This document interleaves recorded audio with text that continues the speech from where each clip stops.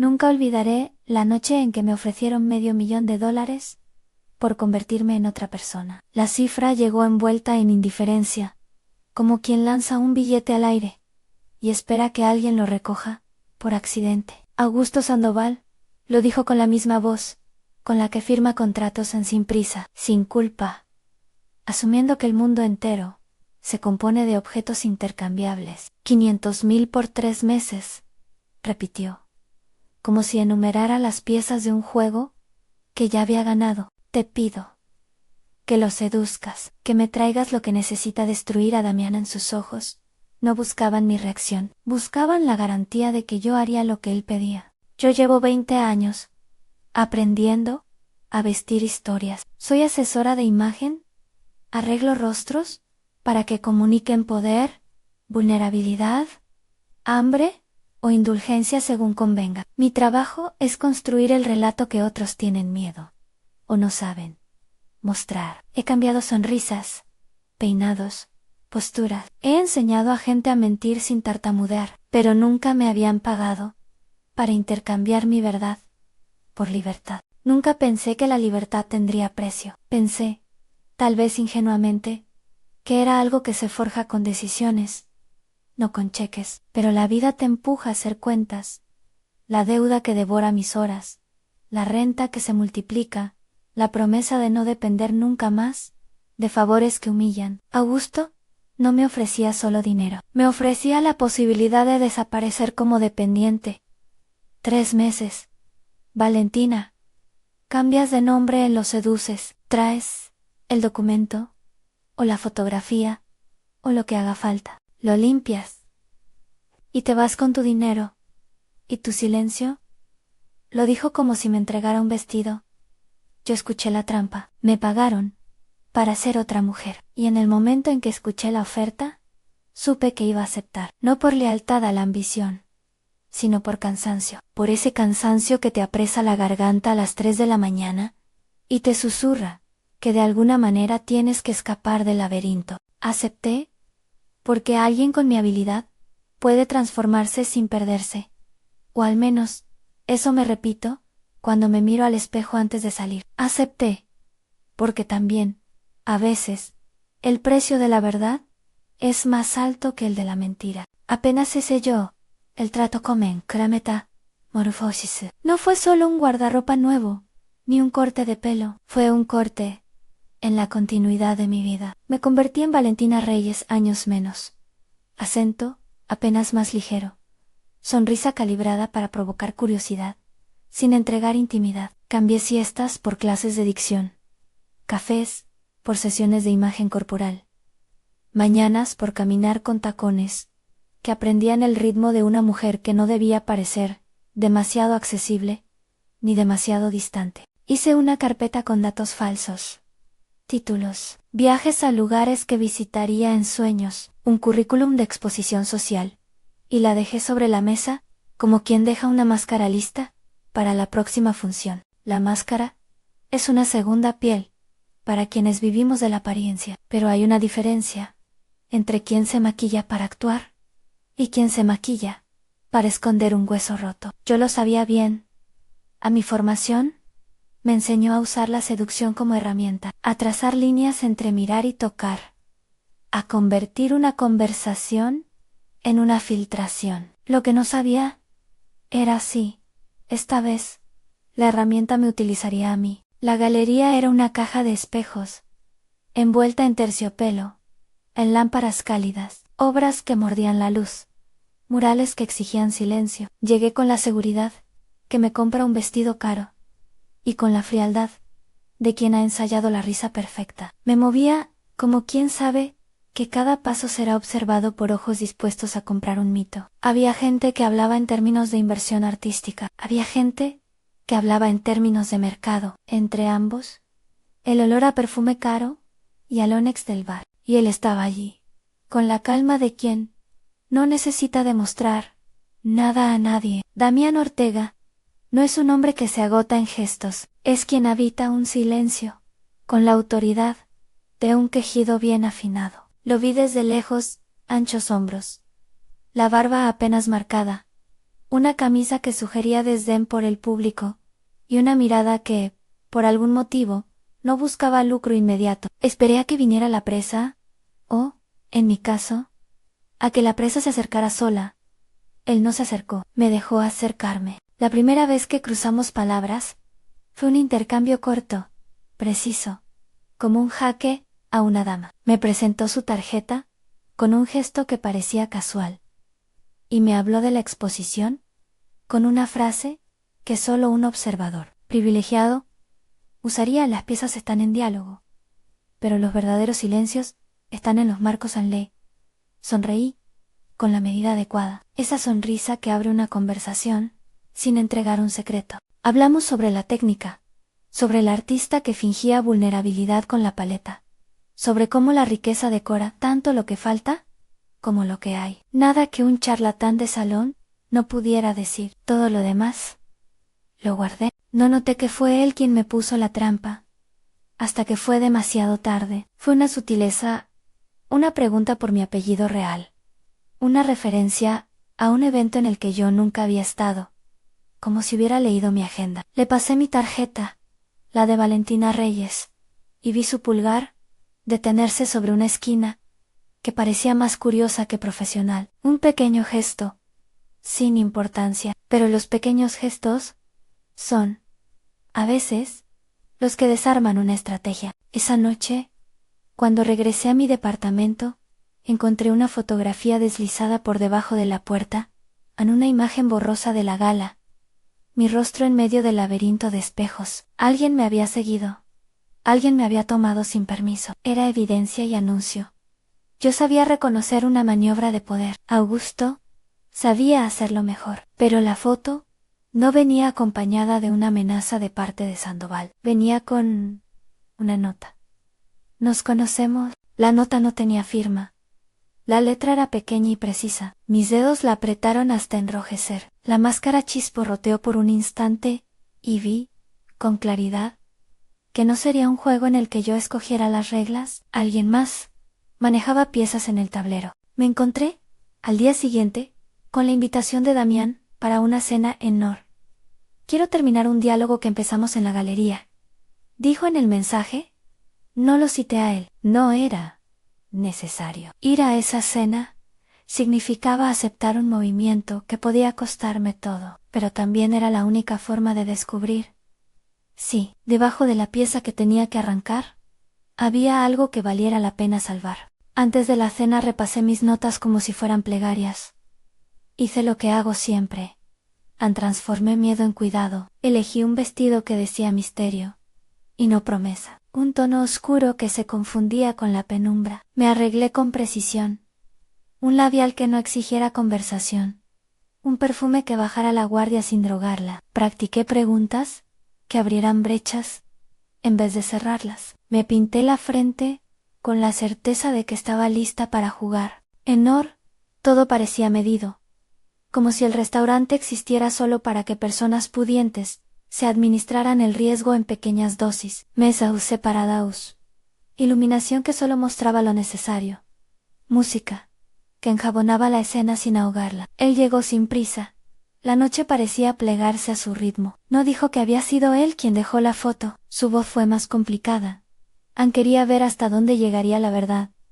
En sus frases eran trozos de espejo me reflejaban, pero distorsionaban. La cena fue una partida disfrazada de conversación. Hablamos de banalidades al principio del buen camembert, de la necesidad de que el arte tenga mercado. Pero debajo de esas frases flotaba una corriente más profunda, confesiones amargas, recuerdos de familia, decisiones que pesan. Damián hablaba con la cadencia de quien ha aprendido a medir dolor y supervivencia. No era un tipo acostumbrado a victimizarse, pero sí a catalogar el mundo en términos de ventajas y pérdidas. En un momento, dejó el cubierto, me miró y dijo algo que me dejó helada.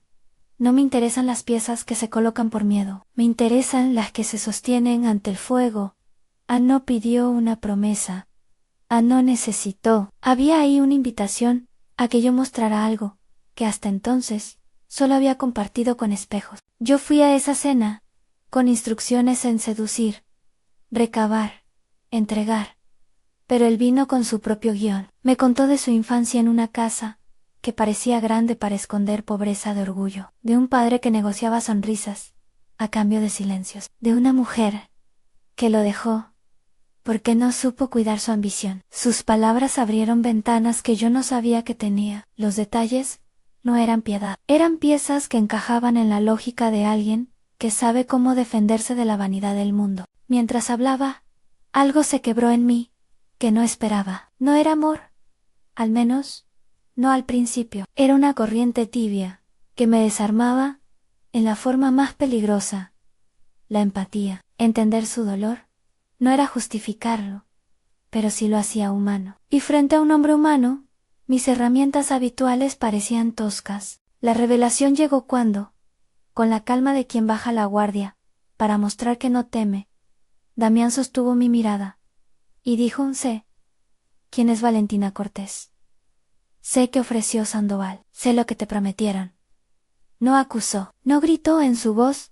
No había triunfo, sino una cuestión abierta. ¿Y qué haces con eso? Abrí la boca, y por primera vez desde que acepté el encargo, sentí que podría mentir, y no conseguirlo. Dije lo que podían, la mitad de la verdad cuidadosamente medida. Él sonrió sin júbilo, y preguntó si yo tenía idea de lo que implicaba la tarea. Mentí otra vez, suave, con glamour profesional. Él dejó que las mentiras se enredaran solas. Luego me ofreció algo que no estaba en mi contrato con Augusto. No. La destrucción pública. No la estocada limpia.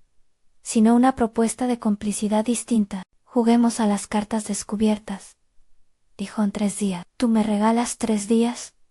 Donde no eres quien te han pedido ser. Yo te doy algo, a cambio, an información auténtica sobre lo que buscas. Nada de fotos manipuladas. Nada de pruebas limpias, por encargo. Me muestras una parte de tu verdad, y yo te muestro un fragmento de la mía. Al final de los 3 días, veremos si somos aliados o enemigos. Era una oferta que subvertía la misión. Augusto quería un trofeo.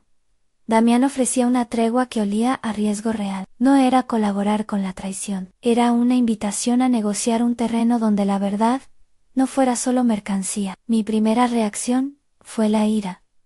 ¿Cómo se atrevía a proponer una tertulia moral en medio de un juego que arrancaba la piel? Mi segunda reacción fue otra, más peligrosa que la curiosidad. Me ofreció, en la bandeja de plata, la posibilidad de ser más que una herramienta. Si aceptaba, renunciaría a la limpieza del plan original. Si rechazaba, podría seguir con la tarea, y quizá ser la artífice del fin de un hombre, con nombre y apellidos. Ninguna opción era lo que yo había previsto cuando me volví mercenaria de imagen. Cualquier decisión sería una fractura. Aquella noche no dormí. Caminé entre habitaciones oscuras repasando cada palabra, buscando en mi estómago la respuesta que el reloj no me daba. Me repetí las razones por las que había aceptado a Anne: la deuda, la promesa de libertad, el deseo de no depender de favores. Pero entre esas razones crecía otra: Anne, el miedo a convertirme en algo que despreciaría.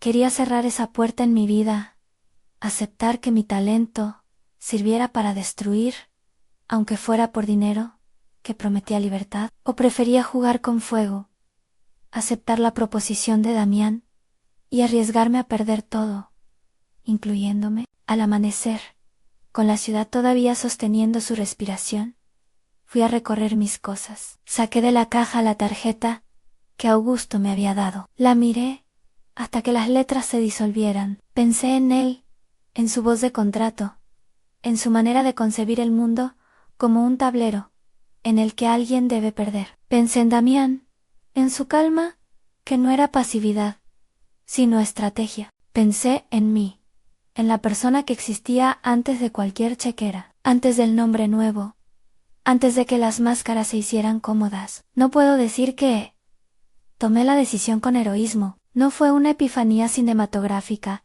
sino la suma de pequeñas concesiones y rabias que, juntas, formaron un impulso. Acepté los 3 días porque me prometían algo que siempre he añorado: a la posibilidad de que mi acción no solo fuera rentable, sino también verdadera, no porque creyera que el amor surgiría en ese lapso, ni porque imaginara un final limpio, simplemente porque, por primera vez, alguien me ofrecía jugar a piezas descubiertas. La mañana en que le confirmé a Damián que aceptaba el acuerdo, una sensación extraña me recorrió, como si el tablero se hubiera volteado y las luces me revelaran vulnerabilidades que había mantenido escondidas. No pensé en la lluvia de consecuencias, pensé en el precio y en la posibilidad de pagarlo de otra manera. Le envié un mensaje en acepto. Los 3 días. Comenzamos cuando quieras. Su respuesta llegó rápido, como si hubiera esperado mi rendición a las 8, Anor. Prepárate para pedir certezas. Salí a la calle con la mochila de cartón en la espalda, como quien se dispone a un viaje sin itinerario. A lo lejos, el edificio de Augusto seguía erguido, una mole de cristal y decisiones firmes. No me llamé traidora ni heroína, me llamé con la frialdad de quien reconoce que la vida es una sucesión de jugadas, y que a veces la mejor defensa es alterar las reglas. Mientras caminaba hacia el primer encuentro de esos 3 días, me obligué a recordar algo importante. No podía permitir que el deseo me transformara en un arma sin intención propia. Si me iba a convertir en estrategia peligrosa, que fuera porque yo había elegido el riesgo, no porque alguien me lo hubiera dictado. Entré al café, donde habíamos quedado para el primer encuentro, 3 horas antes de la hora acordada. Quería ver el lugar, medir la luz, observar el tipo de gente que frecuentaba ese punto. Me senté con un café largo y observé. La ciudad respiraba tráfico y promesas rotas. El aire olía a metal y a planes recientes. Pagué mi café, como si pagara por una entrada a una función que aún no entendía. Apareció puntual, silencioso, con una chaqueta que no necesitaba exhibir marca. Traía una carpeta bajo el brazo. No la abrió.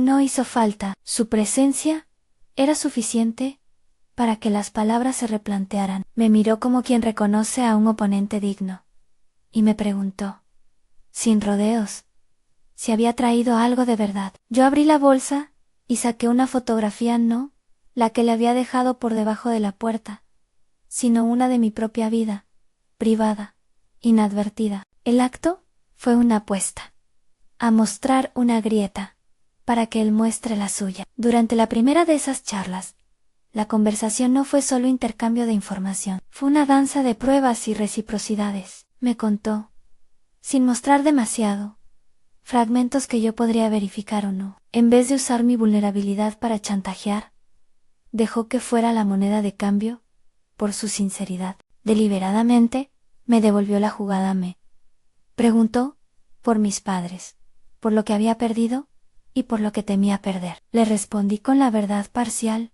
que siempre he usado, a la verdad administrada. Fue suficiente para que él sonriera y entendiera que yo también podía herir. Al final de la charla, cuando la tarde se deslizaba en tonos rollo anaranjados y el bar empezaba a enfriar las conversaciones, Damián dijo algo que me rompió el guión.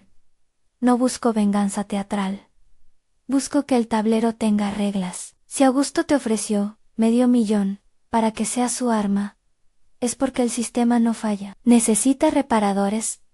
No ofrecía absolución, solo ofrecía una lógica distinta para subsanar un daño. Me fui de aquel primer encuentro con una mezcla de alivio y sospecha. El alivio por no haberme convertido en un simple peón. La sospecha porque, en el fondo, sabía que había dado un paso hacia adelante, del que no habría vuelta atrás. La noche que siguió fue larga. Revisé la carpeta que me había entregado Augusto, repasé su condición y contrasté su método con la propuesta de Damián. Hice cuentas, como siempre hago, la emocional y la material. Y al final, cuando apagué la luz, sentí que mi reflejo en el techo era otra mujer, una versión con cicatrices nuevas. En la mañana del segundo día, encontré un mensaje de Augusto.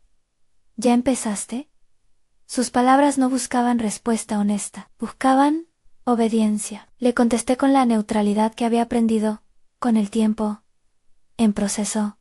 No era mentira, era un compromiso, del que aún debía medir los alcances. La propuesta de 3 días Era una trampa si lo mirabas con los lentes de un tablero común, pero si la mirabas con la mirada de alguien que ha vivido de transformar identidades, era una posibilidad de recuperar agencia. En ese interludio, sin embargo, el desgaste comenzó a hacer efecto.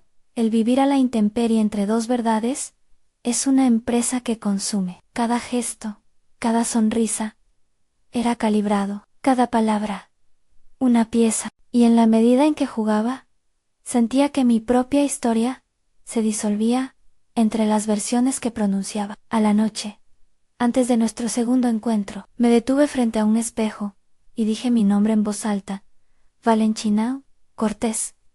Lo dije para escuchar si quedaba algo de mí bajo la piel nueva. La respuesta del espejo fue la que esperaban: una mujer que ha aprendido a sobrevivir con el arte de la apariencia. Me prometí no perder la capacidad de elegir qué máscara quitar, y cuando esa promesa era endeble, pero necesaria. No voy a pintar esta parte como una transición sencilla. Los días que siguieron fueron una mezcla de atracción, sospecha y pequeños triunfos que no se registran en ningún banco. Damián y yo jugábamos a descubrirnos con la cautela de quien temiera ser herido por la verdad. Había momentos de una intimidad que no necesitaba cama, el compartir historias en cafés, la manera en que pronunciaba mi nombre cuando quería escucharme con atención, la sutileza con la que inclinaba el cuerpo para medir mi reacción. Y también había el ruido brutal de las consecuencias pendientes, el cheque que esperaba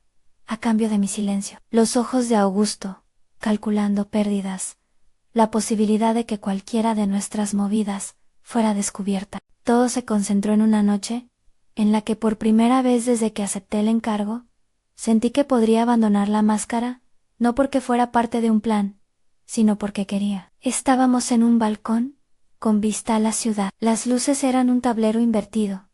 Las piezas brillaban como promesas frágiles. Damián me miró, como si hubiera descubierto un refugio inesperado. No pronunció la palabra amor, no quiso apresurar definiciones, pero su mano, apoyada cerca de la mía, dijo lo que las palabras no se atrevían. Y sin embargo, en ese contacto, había honestidad en consentimiento, cuidado, reciprocidad. No fue pasión desatada, ni promesa de un mañana sin nubes. Fue la sensación, íntima y peligrosa, de que dos estrategias podían coincidir en algo que no estaba previsto por ningún contrato. Esa noche, cuando volví a mi apartamento con la certeza de que mi vida se había desplazado hacia una cuerda floja, supe que algo había cambiado. Había dejado de ser solamente una estrategia peligrosa para otros. Había empezado a ser peligrosa para mí misma, porque ahora, si fallaba en mi tarea, no solo perdería dinero,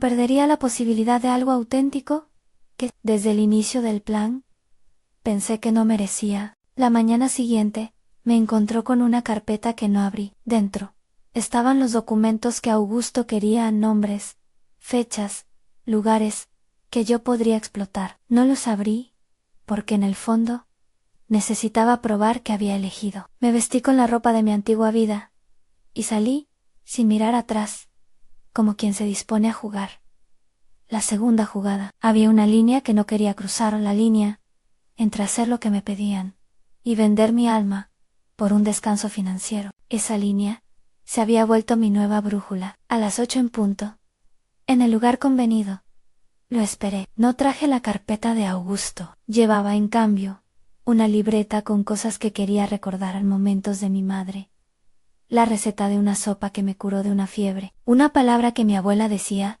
para espantar la tristeza.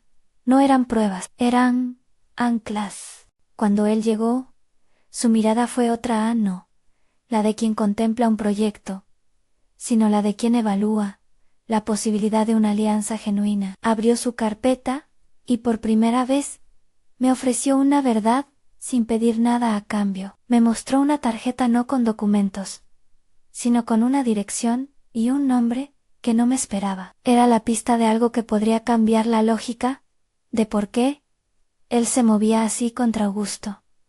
No era una pieza final, era la promesa de que sus intenciones no nacían solo del ego. Me ofrecía, a su modo, mostrar que detrás de su juego Había heridas que él no quería que fueran públicas, pero que sí quería que fueran entendidas. Le dije que aceptaba los 3 días. Quise decir que aceptaba, porque creía en él. No fue así, acepté, porque necesitaba entender hasta dónde llegaría esa verdad. Y sí, en su honestidad, cabía la mía. Me subí al coche con la sensación de que la ciudad tenía planes propios, y que yo había dejado de controlar el itinerario. Mientras el auto se alejaba, una idea me asaltó, con fuerza en la estrategia peligrosa, la que yo había aceptado ser. No solo seduciría al enemigo de mi jefe, me seduciría a mí misma.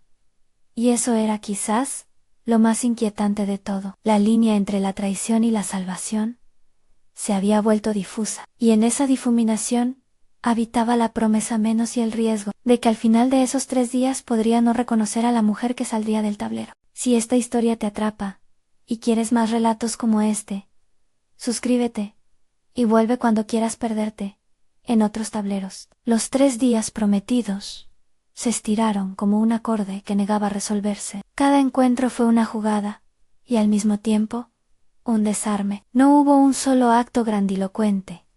Fueron microtraiciones a mi propia rutina, confesiones a media voz, miradas que pesaban más que cualquier documento. La ciudad seguía su ritmo indiferente bajo nosotros, y en ese contraste hallábamos una extraña intimidad. 2 personas que habían aprendido a medir la potencia de las palabras antes de soltarlas. El segundo día, caminamos por un barrio que no figuraba en mis notas de trabajo. Evitó kumi, viera erue, koschuradi, y erue puran. Así como yo evitaba que mis manos traicionaran la tensión en mis dedos. Me contó de su hermano, de la deuda emocional que carga con un apellido que siempre le exigió más de lo que pudo dar. Me habló de un proyecto social que había intentado sostener, y que le habían torpedeado con contratos amañados. No me dio nombres ni fechas, pero me dio un mapa de resentimientos que explicaba su indiferencia habitual ante el brillo público. No pedí explicaciones detalladas. Las heridas no se justifican con estadística. Lo que quise fue escuchar la forma en que pronunció ciertos nombres, la manera en que bajó la mirada, cuando habló de alguien que ya no podía ayudar. Hubo pequeños gestos que me dijeron, más que palabras. Contosó la placa de su coche con una abolladura que había ignorado durante meses, la mancha de pintura en la manga de su chaqueta, la forma imperfecta en que colgaba la cafetera en su pensión. Esos detalles construyeron un hombre menos perfecto que el rumor, uno que había luchado por mantener algo humano en medio del frío de los negocios. Y entre esas piezas, mi propio tablero empezaba a inclinarse. En el tercer encuentro, la atmósfera se volvió casi confesional. Fuimos a un lugar sin pretensiones, donde las mesas no estaban trazadas para el espectáculo, y podías hablar sin sentir que el silencio iba a ser vendido a la prensa. Él abrió una carpeta, con la lentitud de alguien que no quiere herir con la verdad, y me entregó una tarjeta. No era la de un banco, ni la de un abogado. Era una dirección y un nombre, un refugio, una organización que acogía testimonios de personas que habían sido afectadas por decisiones de ejecutivos que jamás aparecían en titulares de escándalo. Me dijo que allí estaban algunas de las piezas que lo empujaban en relatos, facturas con fechas precarias, voces que reclamaban reparación en vez de espectáculo. No me mostró pruebas técnicas. No necesitó hacerlo. Su apuesta era otra jame.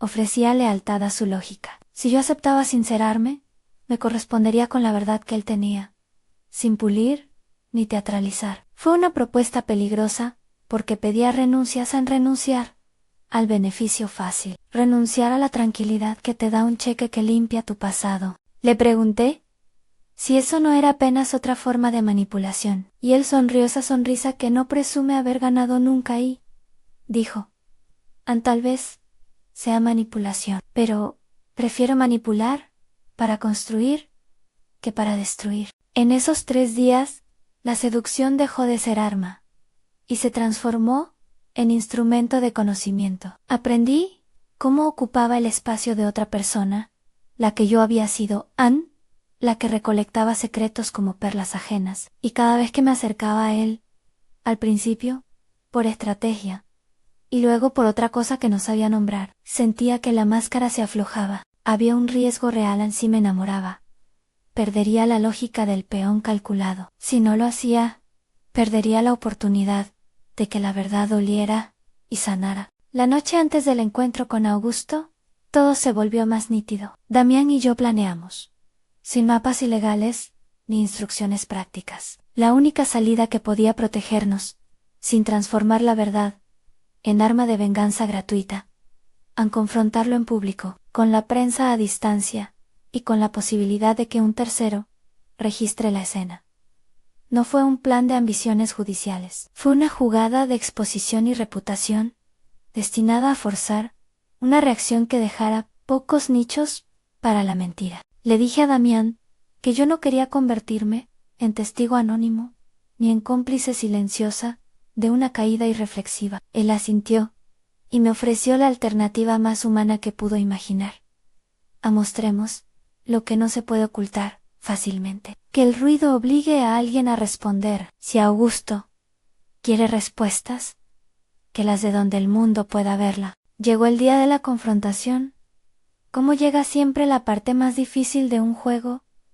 Con el público ya atento, y la posibilidad de perderlo todo, latiendo en la garganta. La reserva estaba hecha, en un restaurante donde las mesas parecían moderar la ambición de sus comensales. Elegimos un salón con ventanas que daban a la ciudad, porque la transparencia, a veces, es una forma de presión. Augusto llegó con la compostura de quien no admite sorpresas. Lucía impecable esa precisión, que se compra con asesore.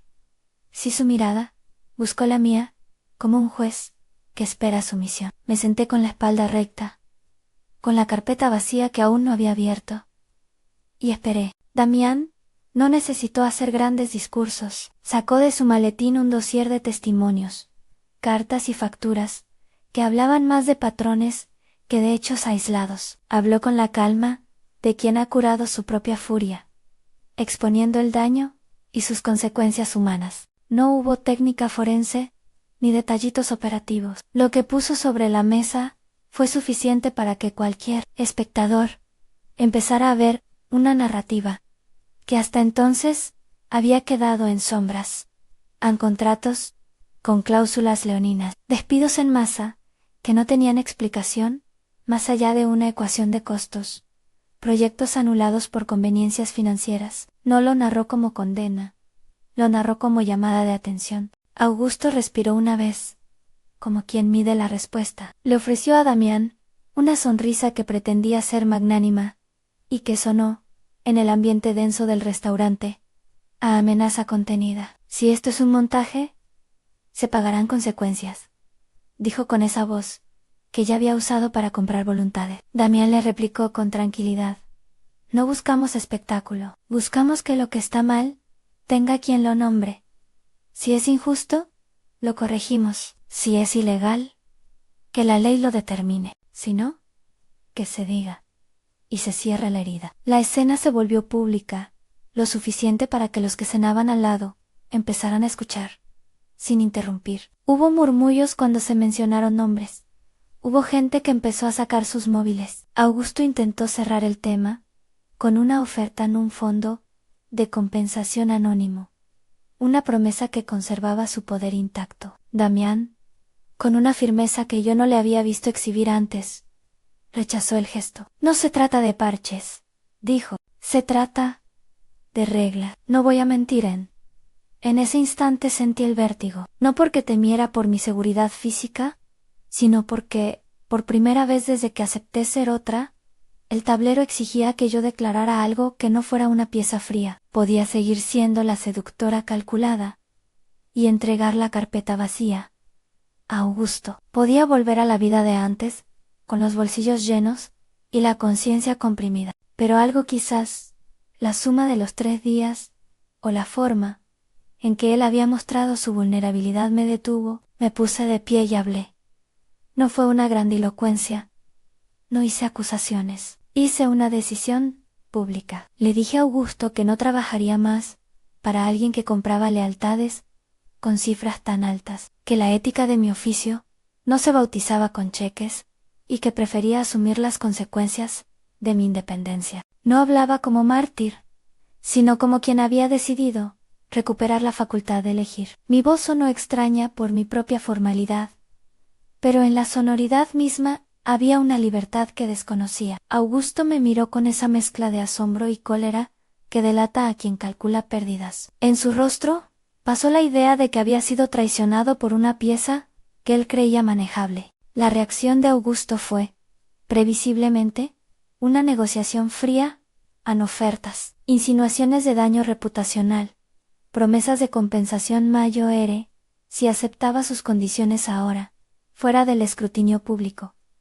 Lo escuché, sin interrumpir. En mi bolsillo, la carpeta que había mantenido cerrada, aguardaba, como prueba de una integridad, que aún deseaba conservar. Cuando terminó, me miró, y tuvo la audacia de preguntar si prefería dinero o discreción. Le respondí, con otra verdad pequeña y más peligrosa. Prefería la posibilidad de despertarme cada mañana, sin sentir que mi trabajo era una coartada para la impunidad. Hubo un silencio que duró en la mesa. Algunos comensales aplaudieron de forma tardía, casi por educación. Otros guardaron su reacción. Augusto perdió algo que le importaba, a la certeza de que alguien podía ser comprada y permanecer subyugada. Damián ganó, tal vez, algo más complejo, el reconocimiento de que la verdad no siempre se fuerza con amenaza. A veces se sostiene con firmeza humana. No hubo arrestos ni titular espléndido al día siguiente.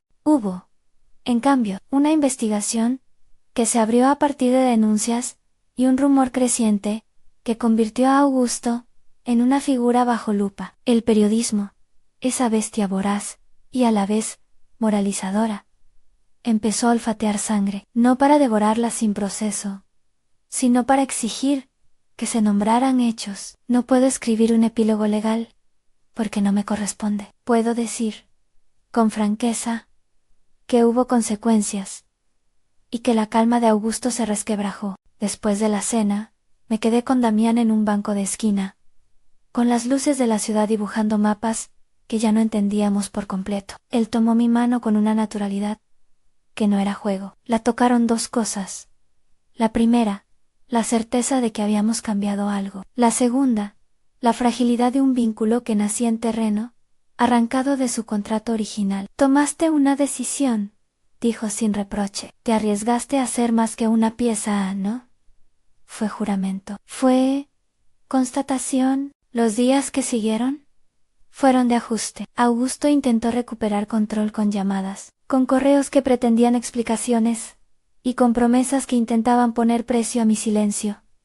Rechacé todo. Algunas personas de mi entorno se distanciaron. Otros me llamaron heroína, con un entusiasmo que me avergonzó. Damián, por su parte, empezó a ceder del pedestal de misterio, y a mostrar una coherencia que no estaba ligada solo a su bolsillo. Abrió con discreción algunos de los proyectos que había mencionado, y ofreció apoyo real a organizaciones que necesitaban músculo financiero, y no una foto para la prensa. No lo vi como redención absoluta. Vi en ello la complejidad de alguien que intenta reparar sin borrar su pasado. La reconstrucción no fue instantánea. La libertad que me prometió Augusto con su cheque no apareció de la noche a la mañana. Hubo obligaciones antiguas que hubo que renegociar, deudas que se pagaron con horas de trabajo honesto y contratos que no se firmaron. Abrí mi propio consultorio con una propuesta distinta: ayudar a quienes necesitaban contar historias auténticas, sin manipulación ni crimen. No lo hice sola. Damián aportó financiación inicial, sin carteles ni publicidad, solo para sostener proyectos que él creía que podían restituir parte de lo que había sido dañado. No fue filantropía ostentosa, fue reparación silente. El rumor de que habíamos salido juntos a mediar una caída de poder me persiguió durante meses. Hubo diarios que escribieron líneas tibias, columnas que especularon con el romance entre víctima y salvador. Yo me mantuve en silencio, porque mi historia ya no era un producto que debiera ser vendido. Años antes, habría deseado controlar la narrativa. Ahora prefería que la verdad hablara por sí misma, sin que yo la vistiera de artificio. Hubo un precio, personal. Algunas amistades se resintieron, no porque desearan otra cosa, sino porque la exigencia de coherencia no les sentaba confortable. Algunos socios me ofrecieron negocios que tuve que declinar, por incompatibles con la nueva brújula. Mi nombre dejó de ser sinónimo de soluciones que podían arreglarlo todo por el precio justo. Era una renuncia, lentamente asumida. La independencia tiene un costo. Con Damián, la relación tomó formas que no embonan con los clichés. No hubo marcha nupcial, ni guiones predecibles. Hubo tardes compartidas arreglando papeles de fundaciones, desayunos en que hablábamos de cómo construir prácticas justas, noches en las que la conversación se volvía íntima, sin que el acto de intimidad fuera el centro. Nos queríamos con cautela, porque ninguno de los dos quería repetir patrones que hubieran herido a otros. La pasión existía, por supuesto, pero se movía en un terreno donde la confianza debía ganarse cada día. Hubo momentos en que me pregunté si mi decisión me había llevado a un tipo de felicidad que merecía el precio pagado. Arugunazo no rushe, cuando el sueño parecía esquivo. Me encontraba mirando la ciudad desde el balcón, donde alguna vez habíamos compartido silencio. Recordaba las piezas del tablero, y me preguntaba si había sido astuta o ingenua. La respuesta variaba según el día. A veces me sentía vencedora, por haber retenido algo tan esencial como la posibilidad de elegir. Otras, me invadía la nostalgia por lo que había perdido en el proceso. La seguridad fácil, la invisibilidad cómoda, la certeza de no ser señalada. Aún así, no cambiaría la ruta. Aprendí que la estrategia peligrosa no siempre tiene que ser comandada por manos frías. Puede ser elegida por alguien que busca un riesgo que la devuelva a sí misma. Me volví más honesta en mi trabajo, más exigente con mis clientes, y ferozmente protectora con la gente que me importaba. Abrí un taller donde enseñaba a contar verdades convincentes sin manipular. Muchos vinieron por curiosidad, otros por remordimiento. No estoy diciendo que la industria se haya transformado por mis esfuerzos.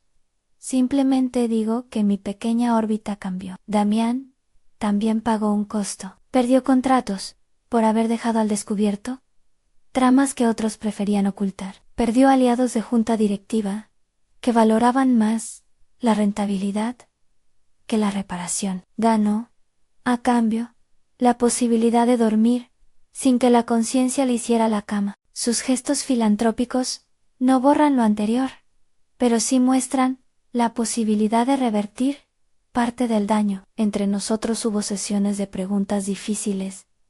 ¿Qué harás si algún día me fallas? ¿Qué haré si tú vuelves a sembrar silencio por conveniencia?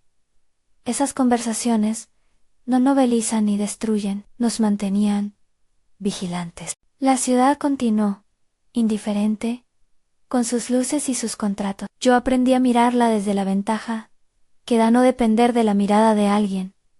Con más poder que tú, mis tacones ya no resonaban en los salones que antes pisaba, resonaban en mi propio espacio de trabajo, en los pasillos de lugares que ayudábamos a levantar. La tarjeta de Damián, aquella que al principio me pareció simple y sin fanfarria, terminó colgada en una pared de mi oficina, no como trofeo, sino como recordatorio.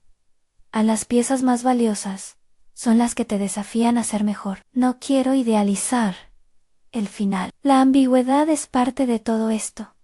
Augusto no fue arruinado en un acto cinematográfico. Hubo procesos, rumores y una lenta desintegración de parte de su esfera de control. No fui la heroína que desmontó un imperio, y tampoco soy la villana que vendió su ética por dinero. Soy alguien que eligió un riesgo, y aprendió que la estrategia peligrosa puede volverse vehículo de transformación si se combina con la verdad. Con el tiempo, nuestras vidas adquirieron una trama menos espectacular, y por eso, más sincera. Damián siguió siendo un hombre complejo. Yo seguí siendo una mujer estratégica. Nos acompañamos en la reconstrucción, sin prometer que todo sería perfecto. A veces nos equivocábamos, otras veces nos curábamos. Aprendimos a nombrar los límites y a respetarlos. Y, en esa lenta conjunción de heridas y arreglos, nació una intimidad que no necesitaba el brillo ajeno para existir. Hoy, cuando miro atrás, veo un tablero con piezas movidas y algunas rotas. Veo máscaras que se guardaron en cajones y otras que decidí usar por elección propia. La estrategia peligrosa a la que me ofrecieron, seducir al enemigo de mi jefe, terminó siendo algo más, un espejo que me obligó a ver lo que estaba dispuesta a hacer por dinero y lo que estaba dispuesta a renunciar por libertad. No tengo una moraleja limpia que ofrecer, solo esta constatación: Ana. Veces la estrategia que te piden adoptar para destruir puede, si la eliges conscientemente, convertirse en la ruta para construir una vida con menos sombras. Hay días en que me sorprendo hablándole a mi reflejo y agradeciéndole por haber sido lo bastante astuta como para no convertir mi talento en arma sin alma. Otros, me descubro dudando de si merezco la ternura que ahora se me ofrece. En esos momentos, recuerdo la nota sin firma que encontré bajo la puerta la primera noche nos conocemos. Ya no es una amenaza, es una memoria que me recuerda que conocernos a nosotros mismos es quizá la jugada más peligrosa y más necesaria. Si llegaste hasta aquí y esta historia te dejó con ganas de más giros, suscríbete al canal y comenta. ¿Crees que valió la pena lo que hicimos? ¿Hubiera jugado así? Gracias por acompañarme en este tablero donde la seducción fue, al final, la vía para descubrir una verdad que no tenía precio.